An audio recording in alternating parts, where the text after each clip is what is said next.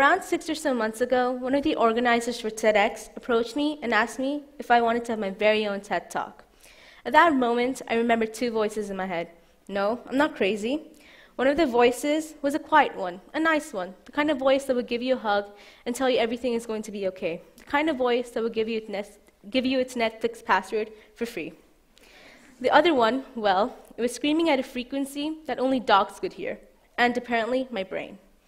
The quiet one, well, it was grateful and strangely optimistic, but its voice was barely a raspy whisper, so naturally I chose to ignore it.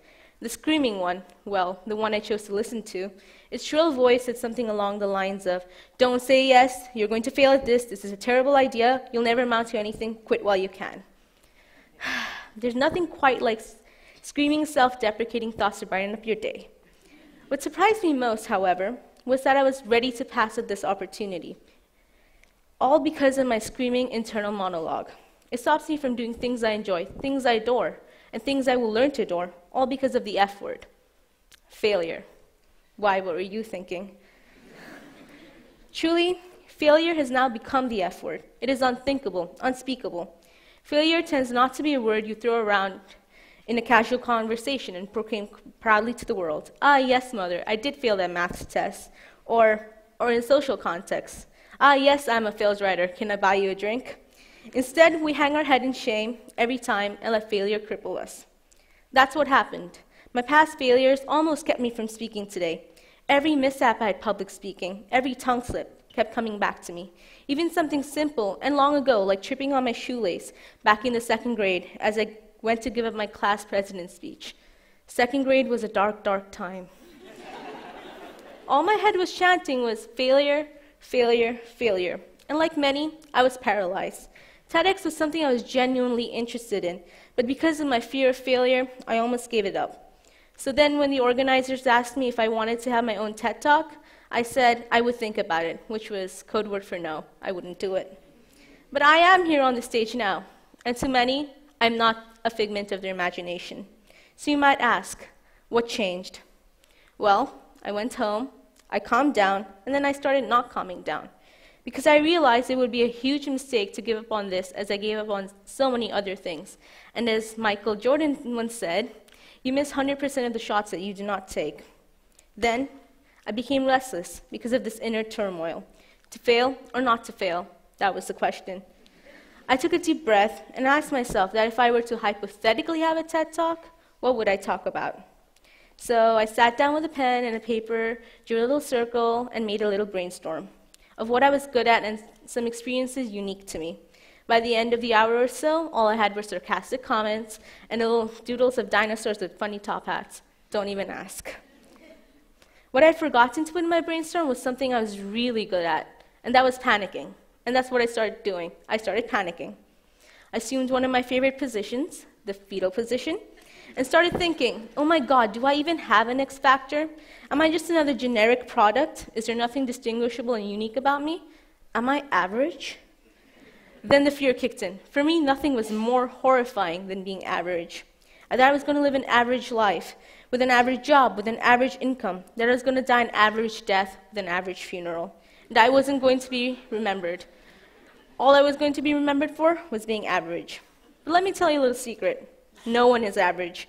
Sure, you can be average in one field, like trigonometric equations, but you can be extremely talented in something else, like drinking inhumane amounts of coffee until the lines between reality and fantasy become blurred. You, as a whole, are not average. Of course, my panic-stricken brain had taken none of that into account, and as I curled up tighter in the fetal position, I became more self-critical, until by the end of the evening, I saw myself as nothing but a pile of mistakes. I'd gone completely off task, and I still had no topic for TEDx. All I had was despair and self-loathing, and watermelon seeds left over from my post-breakdown snack. So, no topic. I go to my friends and ask what they thought I was good at. And they listed everything I thought I was bad at: art, debate, going off on tangents. And that got me thinking again. Has my self-criticism reached the point where I'm not even able to recognize my true strengths? And there I had it, the topic of my TEDx speech: self-deprecation and failure. It was something personal and something I was good at because I had a lot of practice in that area. And by practice, I mean years of spirit-crushing self-loathing. I've struggled with the concept of accepting myself for who I was, who I am, and who I will become, as I'm sure many of you have. And to be honest, I still struggle with it. The fear of failure, coupled with surfacing doubts, questions, and deprecation, made me unable to even begin anything. Before I had started, it was all over. Failure was definite. For me, it was endgame. So what was the point of starting anything at all if I was going to fail at the end? The point was the endless amount of things I would learn from failure. As cliche as it might sound, failure is a good teacher, maybe even great.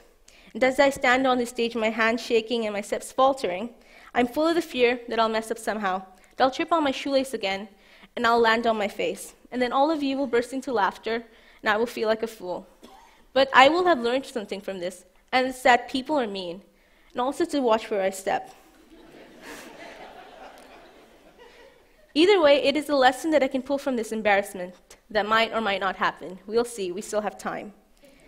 The environment I was brought up in was competitive. You either succeeded or you were left behind. Every failure you experienced, no matter how hard you tried, was reflected into a report card, etched permanently into a piece of paper. That's what I think makes failure so hard to accept. It's the permanency of it all, the dreaded chain reaction. I remember that once I failed at something, it was a test of some sort. I thought I could never get rid of that failure and that it would haunt me for the rest of my life. But today, I don't even remember what the test was about. When I roam the hallways in school, I often hear something along the lines of, "Oh my God, I failed that test. Now I'm going to end up selling crack on the street and homeless." It's what most teenagers, and I'm sure most adults even do. They hype up failure and make it into this big, this big permanent thing. Failure, I think, is not as permanent as we think it is.